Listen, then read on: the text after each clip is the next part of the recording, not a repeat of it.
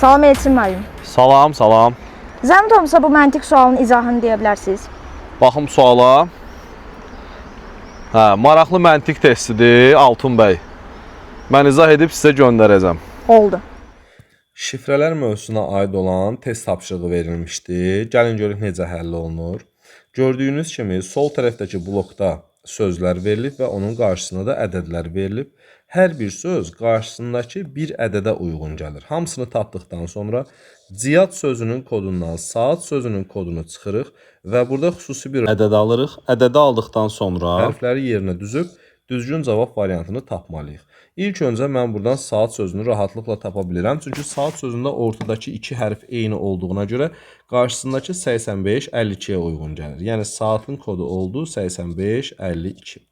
Mən buradan baxırsınızsa T-ni 2 tapmışam. Deməli sonu 2 ilə bitən digər ədədimiz Cudut birləşməsinə uyğun gəlir. Yəni 91 32.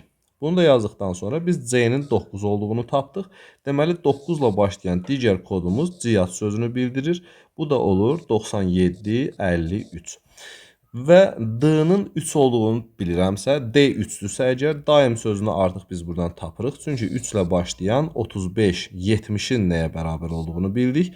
Yerdə qaldı 01 21. Bu da mutu sözünün kodu idi. Bunu da yazdıq. Daha sonra ciyad sözünün kodunu yazıram 97 53 və saat sözünün kodunu yazıram 85 52. Adi riyaziyyat qaydası ilə bunları bir-birindən çıxmalıyıq. Yəni 9753-dən çıxıram 8552-ni.